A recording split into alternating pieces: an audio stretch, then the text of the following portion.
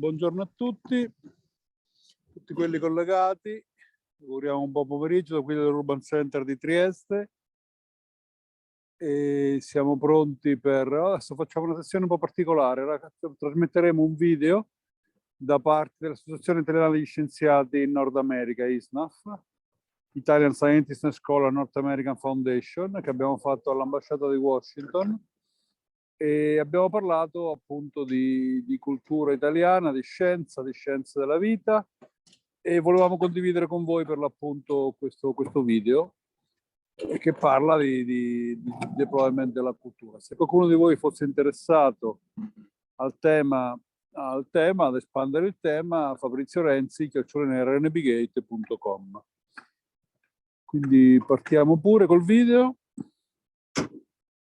Io poi metto in mute e mi colla, e alla fine del video magari diciamo due cose, se non è caduto la linea, ma credo di no. Perfetto. Benvenute e benvenuti, and welcome all to this symposium, in which we will hear from the three finalists for the first ISNAF Award for Innovation in the study of Italian culture, sponsored by the Italian company RNB4Culture. For the few of you who might not know, ISNAF stands for Italian Scientists and Scholars in North America Foundation, a non-profit organization whose mission is to connect, empower, and celebrate the Italian research community in North America. The foundation was created in 2007 at the behest of 36 prominent scholars, including 4 Nobel Prize winners, and it reaches the largest number of researchers from Italy who operate in the US and Canada across all disciplines. Thanks to the generosity of our sponsors, ISNAF confers Young Investigator Awards every year to outstanding early career Italian researchers working in North America, in recognition of their significant and innovative contribution to their field of studies. This year, 5 awards will be conferred in the research areas of sustainability, engineering, computer science, hematological malignancies, and the study of Italian culture, which is indeed the award for which we are here tonight. These awards wants to recognize the vibrancy of research in Italian culture in North America and its evolving nature, expressed in a variety of ways, such as innovative uses of technology, originality of approach, or contribution to wider questions and trends in the humanities at large. Tonight, you will hear from the 3 finalists selected from a pool of applicants through a peer review process. They will each present their research accomplishments to a jury as part of the evaluation process. Based on these presentations and the review of the application materials, the jury will select the winner, who will receive the award winner certificate and a monetary prize of $3,000, while the other 2 finalists will receive the award finalist certificate and a travel award. Let me now introduce to you our jury, beginning with myself. I'm Claudio Fogu, Professor of Italian Studies at the University of California, Santa Barbara, and I chaired this jury, and in my spare time, I am a cultural historian of modern Italy. I am joined by 2 very dear friends and prominent scholars, Professor Graziella Parati, Professor of Italian, Comparative Literature, and of Women's and Gender Studies at Dartmouth College. He's a leading voice in the study of migration literatures and cultures of Italians abroad and new Italians in Italy. Professor Stefania Tutino is Peter Ryle Chair in European History at UCLA and specializes in the study of post-Reformation Catholic culture in Italy and abroad. I'm honored to be joined by Graziella and Stefania and thank them for having accepted to be part of this jury. Without further ado, let me introduce to you our first candidate, Laura Di Bianco. Hi, Laura is an assistant professor and director of undergraduate studies in Italian at Johns Hopkins University, and her presentation is entitled Wandering Women, urban ecologies of Italian feminist filmmaking. The floor is yours, Laura. Thank you so much. A bit emozionata. I'm very grateful for this opportunity to share my work. And I'd like to thank the HISNA Foundation and the members of the jury for this opportunity and for being considered for this award. So I will give you an overview of my book, and I will share some images from the film that inspired my research. And as Professor Fogo said, the title of my presentation is Wandering Women, Urban Ecologies of Italian Feminist Filmmaking. Over the past 2 decades in Italy, a country whose cinematic tradition had and continues to have a global impact, numerous women directors infiltrated a male-dominated industry and artistic scene. Such contemporary women-led cinema, though, suffers from invisibility. While scholars of Italian culture have increasingly addressing women's artistic and social marginality, my study distinguishes itself from other accounts of women's filmmaking for its use of the feminist ecological lens and its focus on urban nomadic narratives. I investigate the work of a remarkable group of 8 women directors from different generations.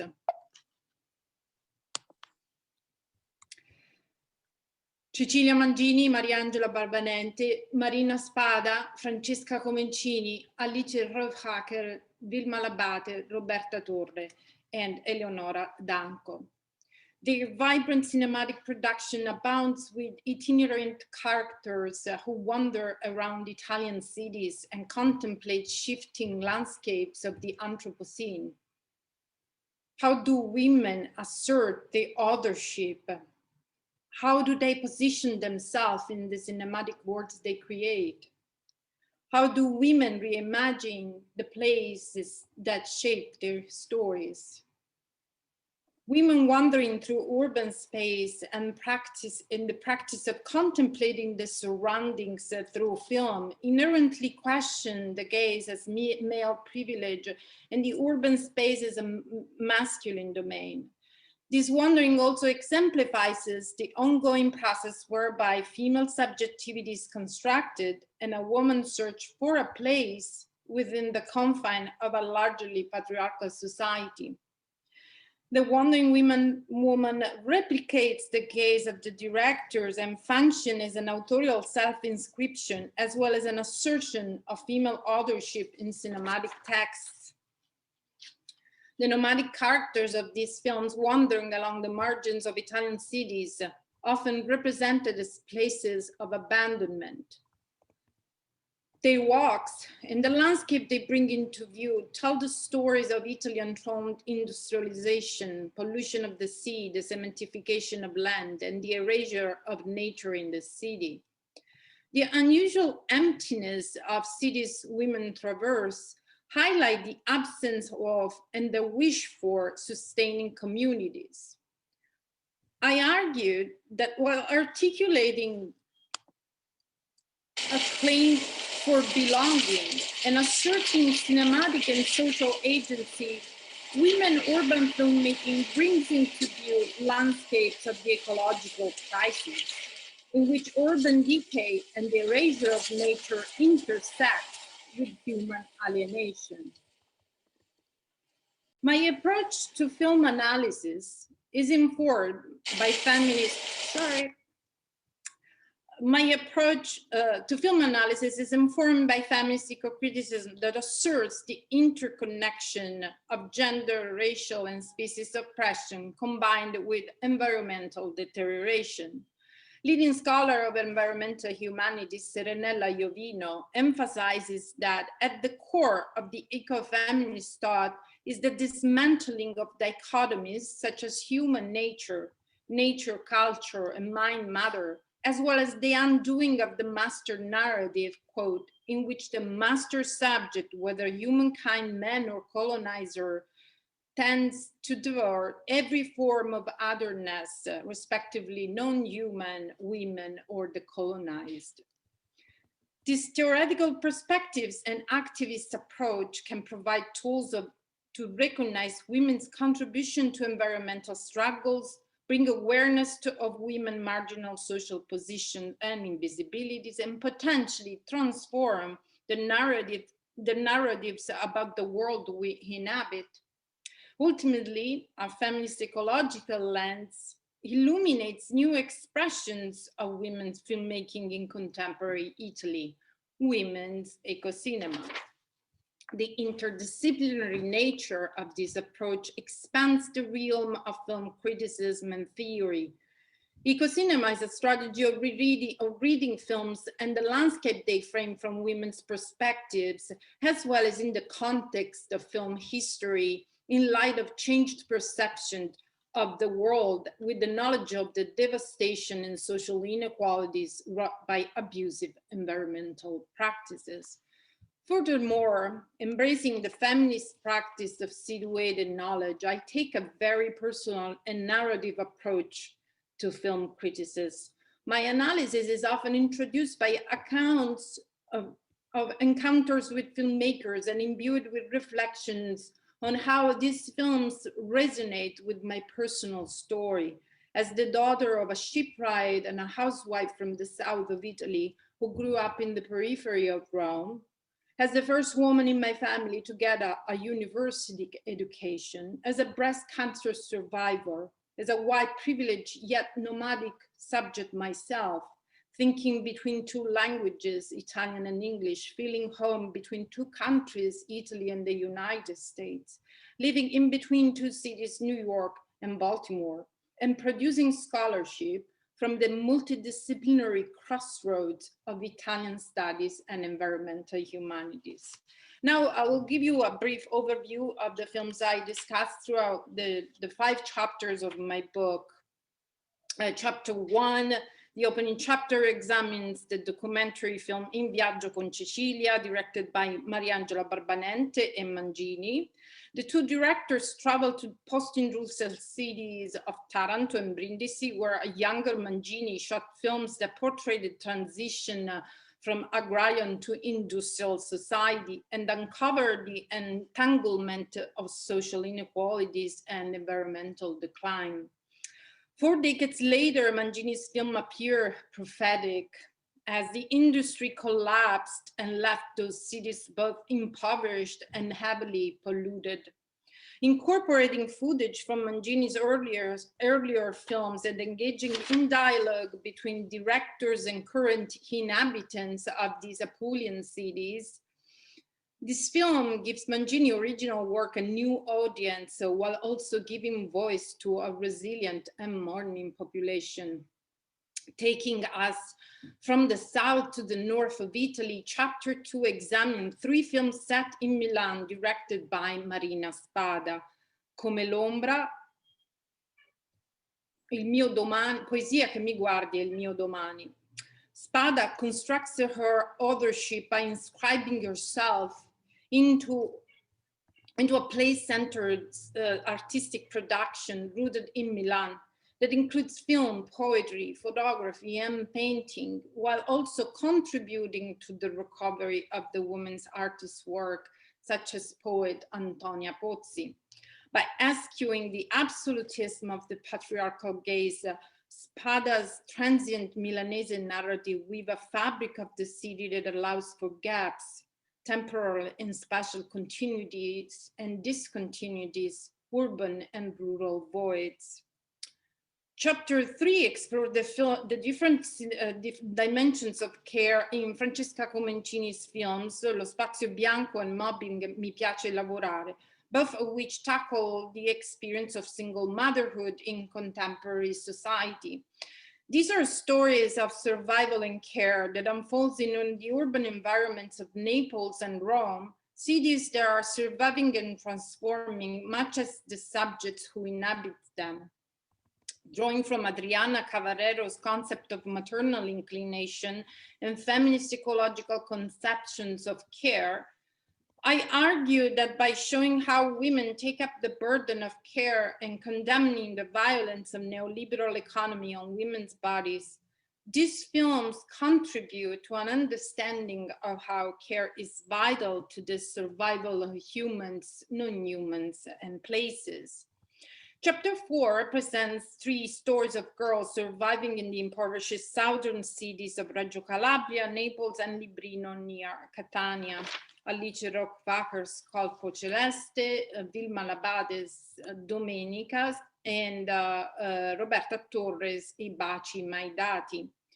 While transitioning from girlhood to womanhood, the young female protagonists direct their gazes toward deteriorating urban environments. Simultaneously, they expose the collapsing structures that family, state, and church supposedly provide for building life-sustaining communities. The protagonist walks through cities, though seemingly detached from nature, all end at the sea. Yet this is not an end at all. Rather, it signals possibility for the future. The concluding chapter is devoted to Incapacity, a mesmerizing film by performer, playwright, and filmmaker Eleonora Danco. Blurring the boundaries of fiction, documentary, and art performance, Incapacity explored the emotional struggle of an artist who questions her creative ability to make a film.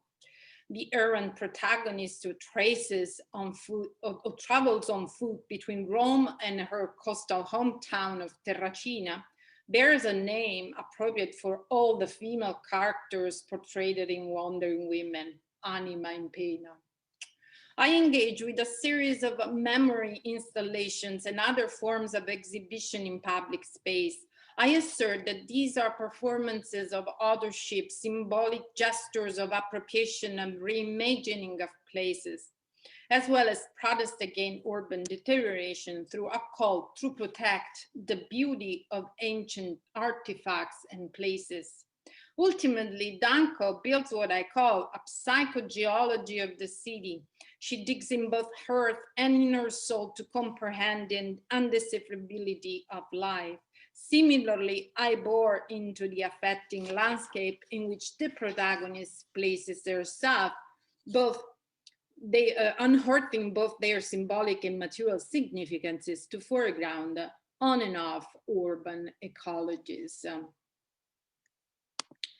As the 5 chapters discuss, women as represented in these films are often lonely and estranged from the world. They have suffered losses. They struggle to reconcile paid work and motherhood, or to embrace motherhood. But they also give voice to resilient communities, make gestures of hospitality, find the strength to fight abuses, learn to care, and spiritedly defend beauty. They take walks of mourning. They embark upon searches for lost friends and mothers as symbolic and real. They undertake marches of protest, and they take journeys of awakening and self-discovery to re-engage with the world. They take life-restoring walks. The Italian landscape they behold from their peripheral positions are not the pleasing, harmonious views of the Bel Paese, but troubling landscapes of the Anthropocene. The views from above that so often appear through these films show overwhelmingly built-up landscapes, streets strewn with garbage, or improbably sanitized antiseptic streets. Piazzas that would normally appear teeming with people are empty, rather eerie.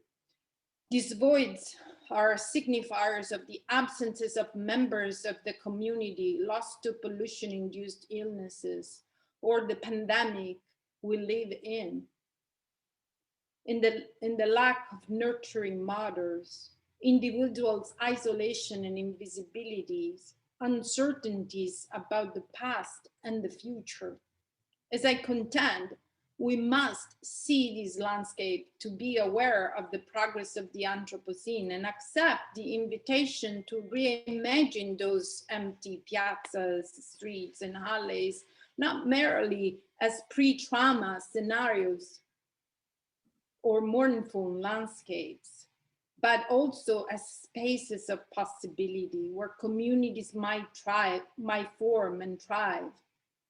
All the films analyzed in Wandering Women are instances of an eco-cinema. They cannot alone heal ecosystem, but they can lead to concrete changes in how individuals and societies live locally and globally.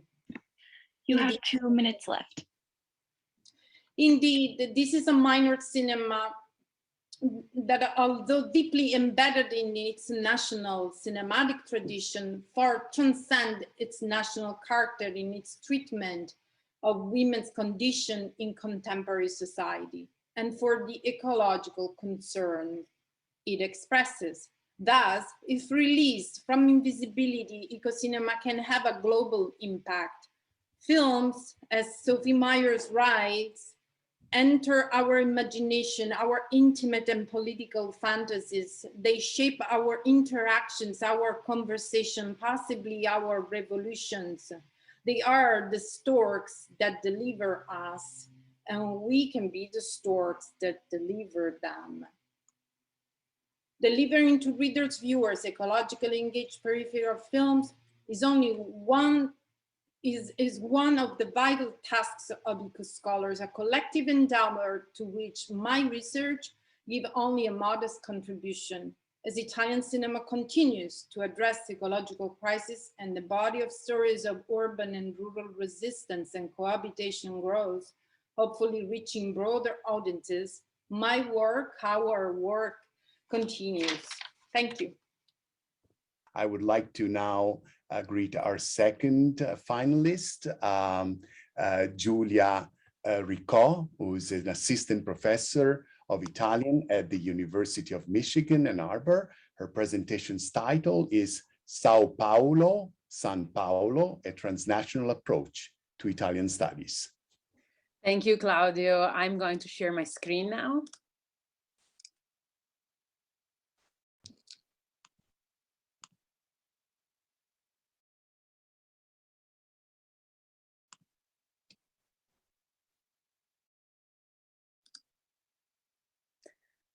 Well, hello, everybody. Buonasera to those of you who are joining us from Italy. I know there are some of you there, including one of my best friends, Agnese Selmi. Thank you for being here. Before I begin, I would like to extend my congratulations to the other finalists and also to thank the jury who selected me. I'm honored to be here today and to have this opportunity to share my research with you. So in this presentation, I will first illustrate the contributions of my current research to the study of Italian culture. I will then explain the originality of its approach and the innovative outputs which resulted from it. I will then discuss the significance of my work for the humanities at large. I look forward to any questions or comments, and I just want to make sure, are the slides working? Yes, great. So transnationality, modernity, and race are the three keywords that define my research on Italians in São Paulo. First, let's talk about the transnational nature of my research. Transnational because it studies the making of a specific Italian identity in São Paulo. It may come as a surprise to some to know that today, São Paulo has the largest concentration of people descended from Italians outside of Italy. This was the result of an aggressive plan formulated by Brazilian elites in the 19th century to whiten the country through subsidized migration from Europe. So in sharp contrast to the US, where, as scholars of Italian American studies have argued, Italians existed as racially ambiguous subjects, in Brazil, Italians were putatively white. So by moving away from an Anglo-centric approach to the study of the Italian diaspora, I uncover an alternative Italian identity made in the Americas. In addition to the fact that Italians in São Paulo were considered putatively white, they also existed as agents of modernization. Their arrival in São Paulo coincided with an overwhelming economic growth. On the one hand, we have a booming coffee economy, the reason why Italians had been brought there in the first place.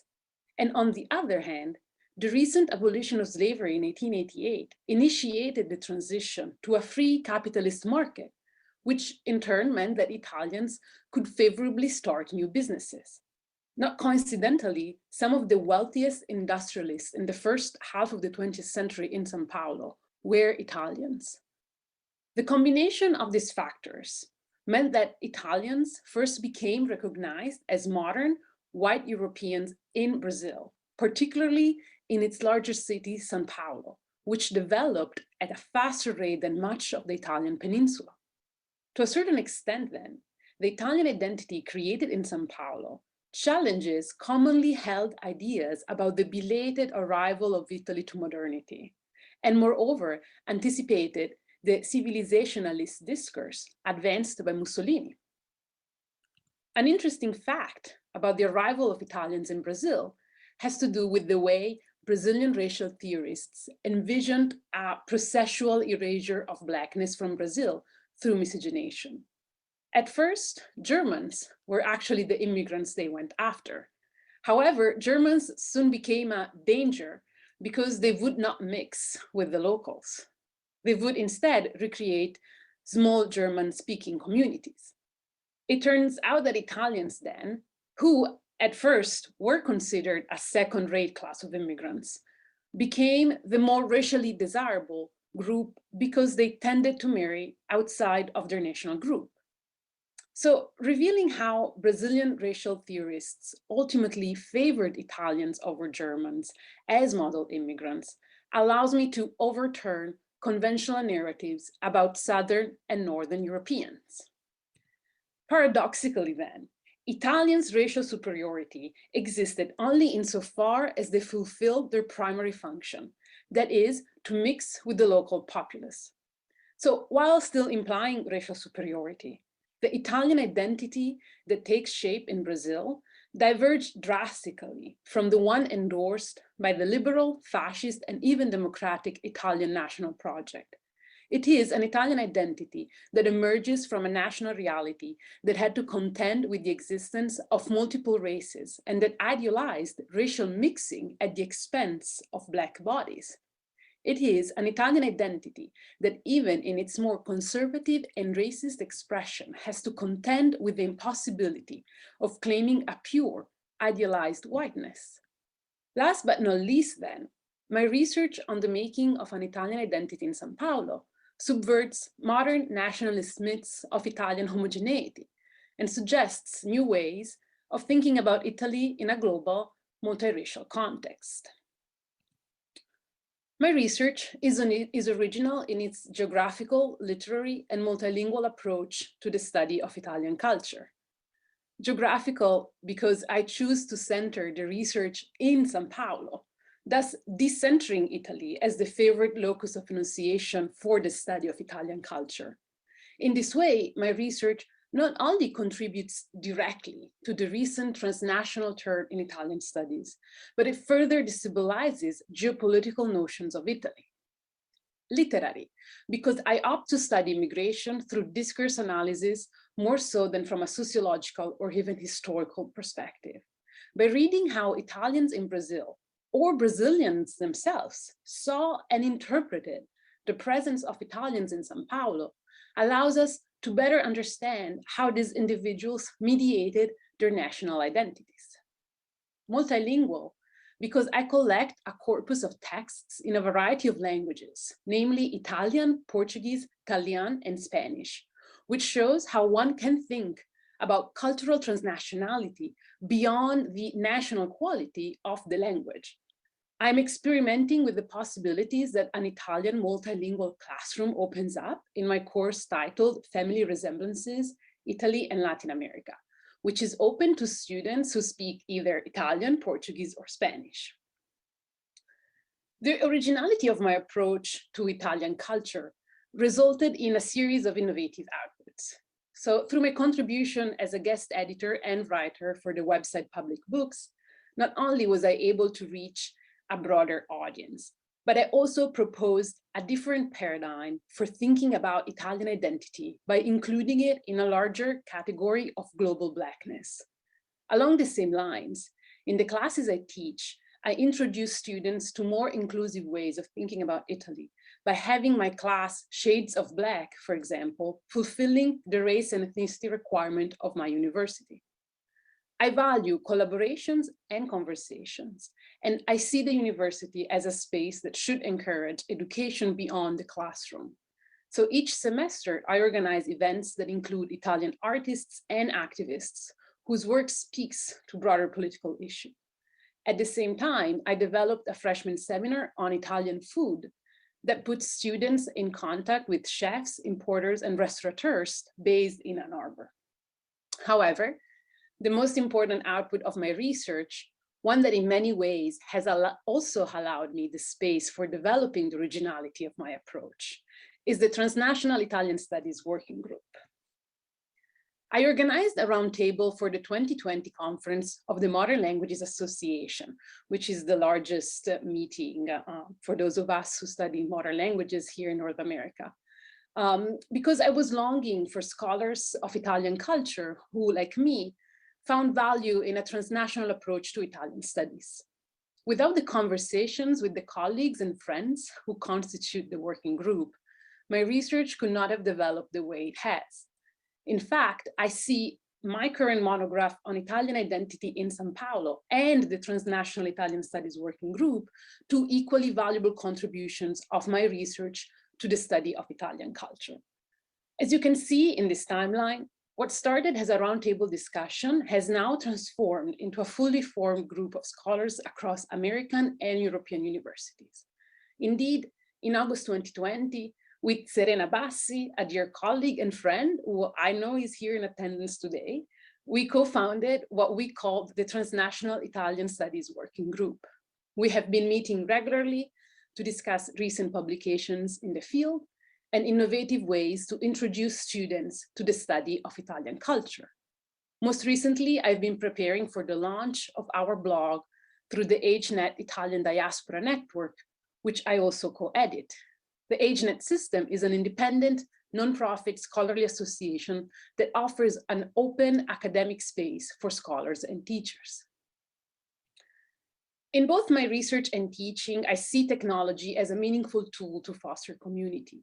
Given the time limit, I won't go into how I employ technology in my teaching, but I am happy to discuss it in the Q&A.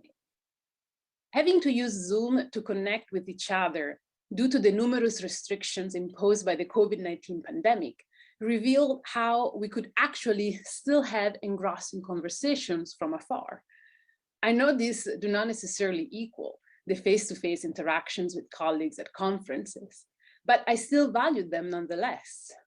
As a matter of fact, the virtual reading groups that Serena Bassi and myself co-hosted gave a sense of community and common purpose at a moment where many of us found ourselves isolated. Similarly, the recent blogs published through the AgeNet system wants to be a digital forum for exchange and debate about recent trends in research and pedagogy in Italian studies. In this case, I am repurposing an existing online infrastructure, that's of the AgeNet Italian Diaspora, which was mostly used as a repository, and transforming it into something new. So I understand innovation not necessarily as getting rid of the old, but as a process of rethinking and of almost reactivation. To conclude, the award's instructions asked us to define the significance of our research within the humanities at large. So first, by geographically locating my study of Italian culture in São Paulo, my research proposes an alternative to the nation-centered methodology that has defined the study of modern languages and literatures.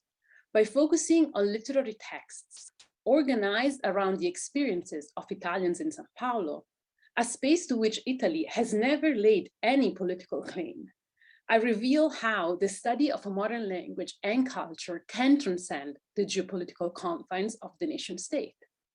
Second, my research shows how studying a modern language and culture from a transnational perspective allows us to demonstrate that diasporic voices can and should lie at the center rather than the margins of national discourse, introducing a new paradigm for thinking about one's own national identity. And third, My commitment to notions of community and collective work promote a more collaborative notion of humanistic research. As a matter of fact, within the humanities, single-authored articles and monographs carry way more value than works that have been co-written or co-piloted. This premise creates the false idea that the study of Italian culture, or any culture for that matter, is done alone and in isolation. This cannot be further from the truth, as I hope I have shown to you in this presentation. Connections, exchanges, dialogues are what sustain and push forward the humanities. Thank you. And I would like now to invite our final panelist, Ilaria Tabuso Marchian, visiting assistant professor at the University of Ohio, Miami, with a presentation on sustainable Italian food and farming cultures in the 21st century. Here, Ilaria, the floor is yours. Thank you so much, Claudio. I'm going to share my presentation now. Please let me know if you can see or don't. And thank you. So, grazie a tutti for being here today. Thank you. I'm very grateful for being selected as a finalist from ISNAF and also for the R&B for Culture Award. So in this presentation, I will address how my topic of research and the approach I use contribute to new fields of studies and directions in Italian studies and humanities at large, and how I am planning to use technology in my current research project. My research contributes to the field of Italian studies by demonstrating the impact of Italian contemporary farming cultures beyond the national boundaries, their role in helping to establish a paradigm shift, and I dare to say with audacity, the need of a shift of consciousness when it comes to issues related to environment, sustainability, and the climate change in general, both at a local and a global level. Spanning the period from the Italian resistance during World War II to the present, I examined the role and image of the Italian rural world while exploring its significance and legacy in shaping contemporary farming cultures and food systems alternative to the food industry. So why do I focus on Italian farming and rural cultures? In my research, I see the two, Italy and farming culture, strictly connected and related. Historically, peasants have been marginalized and stigmatized as ignorant, unworthy, or simply seen and used as a labor force. Yet, as recently as the 50s, Italian peasants constituted 52% of Italian population.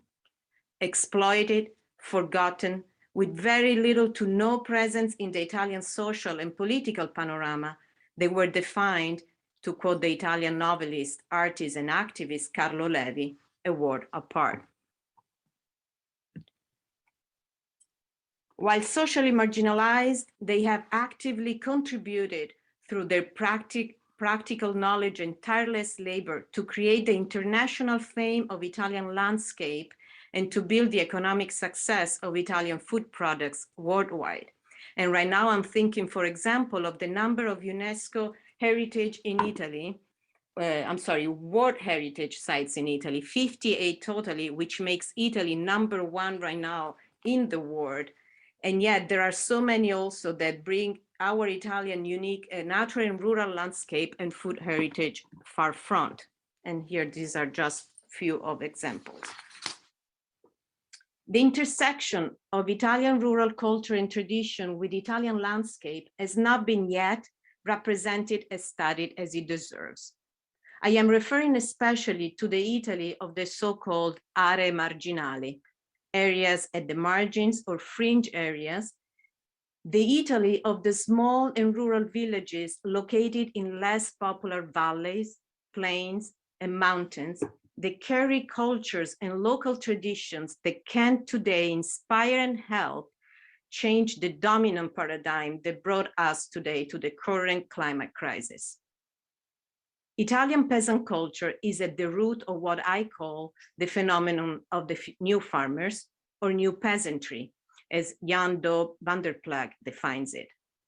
The term new farmers refer to the alternative practice of small-scale farming, urban gardening, international grassroots farming, and food movements that promote and support ecologically sound and regenerative methods, bringing together traditional practices and knowledges with contemporary techniques. These practices also address the social consequences, for example, food industry and movement, food insecurity and movement related to the food sovereignty and food justice caused by massive implementation of industrial agriculture. And so what is the originality of my approach and how does it contribute to questions and trends in the humanities at large? My research uses a comparative transdisciplinary approach within the emerging field of the environmental humanities that I broadly define environmental cultural studies. The introduction to the volume, Italy and the Environmental Humanities, where I had the fortune and honor to contribute with my essay and interview to Carlo Petrini, stresses, and I quote, "The traditional conceived humanities can no longer critically deal with the world alone, but must engage in conversation with scientific fields of study," ending quote. The environmental humanities are an umbrella that brings together the social sciences, the humanities, and the natural sciences in conversation to address contemporary ecological crises from ethical, cultural, philosophical, political, social, and biological perspectives. In my research, I include a transnational and comparative approach, and I begin in Italy. Starting from Italy, I investigate communalities at a global level. And on the other hand, I take the opportunity to bring to surface the uniqueness of Italian biocultural diversity. My research intersects history, literature, film, ethnography, political ecology, ecofeminism, environmental science, agroecology, indigenous studies, and extinction studies, connecting Italian grassroots movement with peasant movements around the world. Through my approach, I attempt to bridge the gap between theory and practice, not only through the topic of my research itself, but also connecting texts and realities, cultures and practices. My ongoing project is a monograph on Italian resistance and food justice from the perspective of the Italian rural world. My book investigates the role and image of the Italian peasant world from the time of resistance, as I said before, during World War II till today, underlying its significance in shaping the origin and implications of the slow food international movement. Examining the writing of intellectuals such as Renata Viganò, Alcide Cervi, Nuto Revelli, Carlo Petrini, and selected documentaries of the filmmaker Ermanno Olmi that was mentioned before, I argue that contemporary forms of environmental activism rooted in sustainable farming are built on the cultural and historical legacy left in the last century by Italian peasants.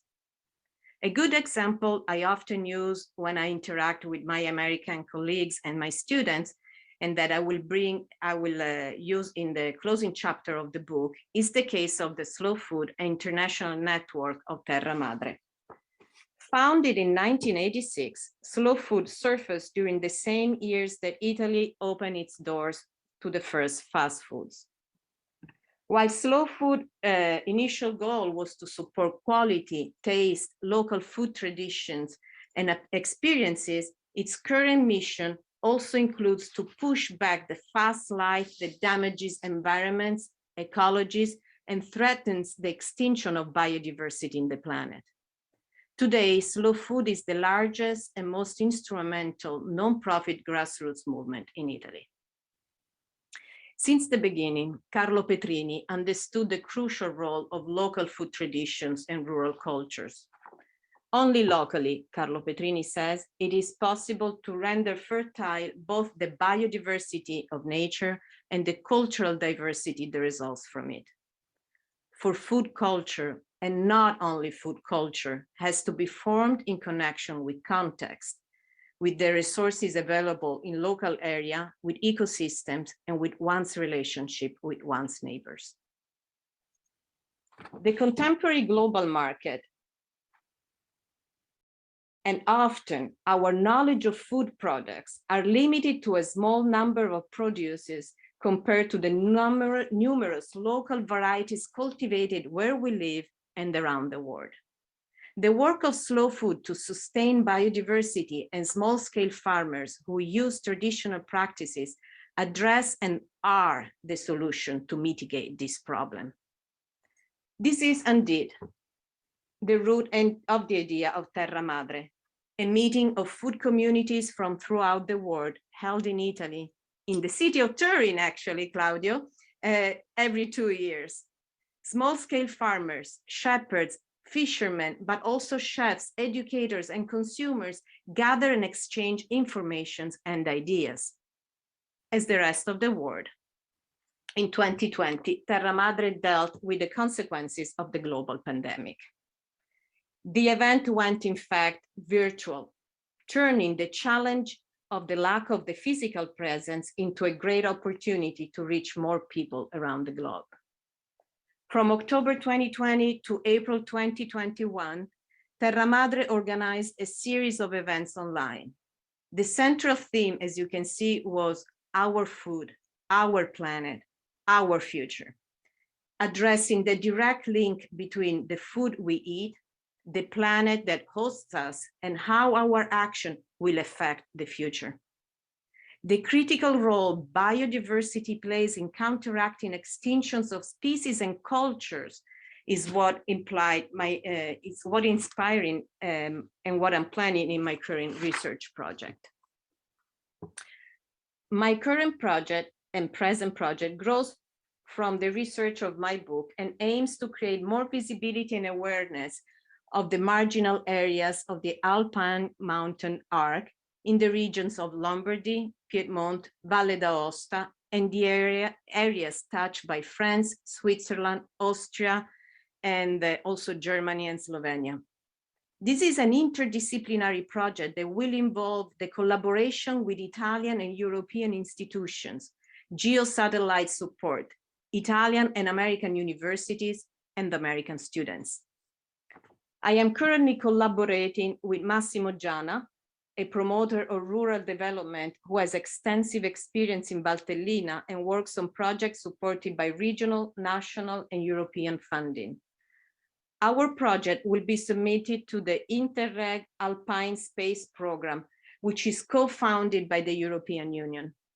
It will include an interactive virtual geographical map of the food communities that employ traditional knowledge and technique in the cultivation of local produces. The project's objective is to connect these realities among each other, enhance the visibility of local and regional rural mountain cultures, while promoting also sustainable forms of ecotourism. According to Miguel Altieri, traditional farming knowledge needs to be recognized as a science with the same dignity of all other sciences and integrated by finding a synthesis between the two approaches. And I quote, "Appropriate technologies should be based on indigenous knowledge and rational, be economically viable, accessible, and based on local resources, be environmentally sound and socially, culturally, and gender sensitive. There should no longer be a top-down approach with farmers as passive recipients of information, but farmers should exchange information within farmers' networks, supported by organizations ready to commit to the agenda of farmers." The 2021 FAO report on food insecurity stresses the need to reinforce the resiliency of local food systems.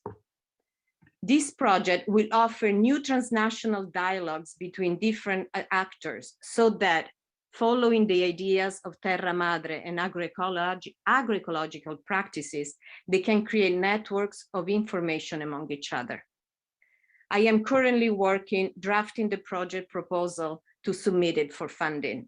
Actually, I had a talk just this morning before this meeting with Italy. To conclude my little presentation, this project will incorporate the participations of students in the research and the translation in English, and is seeking the collaboration with other departments that would be interested in creating applications for the map, becoming ultimately a virtual map that will offer a deeper understanding of these marginal areas of Italy and the Alps that hold a great historical and cultural source in the Italian and European panorama. Thank you very much. Allow me, therefore, to thank first of all the wonderful candidates for the award this year and recognize especially the 3 finalists. Next, I'd like to recognize the review board of the award, comprised by film critic Dana Renga of Ohio State University, historian Stefania Tutino of UCLA, and literary critic Graziella Parati of Dartmouth College. The latter 2 also served as members of the jury that worked very hard to select the finalists and the winner, given the number of highly qualified applications we received. I am now delighted to present the R&B for Culture Award to Dr. Giulia Riccò, an assistant professor of Italian at the University of Michigan, for a research project entitled Sao Paulo, San Paolo, a Transnational Approach to Italian Studies, and more generally, for her leadership in promoting the current transnational turn in Italian studies. Dr. Riccò's studies of Italians who migrated to Sao Paulo, Brazil, turns conventional narratives about Southern and Northern Europeans on their heads and explores the ways in which Italians were made modern and white abroad while they were still being made Italians at home. The transnational working group she co-created for the American Association for Italian Studies is the vehicle through which she's actively reshaping the whole field of Italian studies, thereby contributing to also lowering the barrier between Italian and Italian American studies. I would now like to invite Dr. Riccò to say a few words in acceptance of this award. Hi, buonasera, everybody. Good morning. Thank you so much, Professor Fogu, for your kind words. Thanks to the jury that selected me, I am honored to be the first winner for the R&B for Culture Award. And as I mentioned during the finalists' presentation, I am so happy that ISNAF worked closely with Fabrizio Renzi to make this award for the humanities possible. So thank you to ISNAF and to R&B for Culture for highlighting the importance of innovation in the study of Italian culture. I would like to briefly thank all those who have supported me in various ways during these years of studying and living abroad: my mother and my brother, my dear friends Valentina, Agnese, René, and Kasia, my colleague Serena Bassi, my mentors and professors, past and present, in Italy, Brazil, and the US, who believed in me and in this project, and last but not least, my husband Justin. Without all of you, I could not have made it, and I'm very grateful, so thank you so much. Thank you so much, Giulia, and I would now like to invite Fabrizio Renzi, CEO of R&B for Culture, to make a few remarks. I will be short. First of all, I am in a car, so I apologize. I'm making some spotlight. I hope you can see me. In my new life, I make 100 kilometers per 100,000 kilometers per year in the car. In the past, I used to make 1 million miles coming over to US. I used to run research in IBM. So I come from IT. And that's why I knew ISNAF. So it's a pleasure to see our friend Vito, Maggie, Cinzia, Enrica, and so on. So ISNAF is an honor for me to participate to this. But it's also particularly an honor for me to endorse this fantastic award. Great, Giulia. It's a pity only you could take the prize, because all of you were outstanding, and Professor Fogu has clearly a difficult job to select you. And I believe an award for humanities, even for a bad guy like me that comes from ICT. I used to be the research director of IBM for 30 years.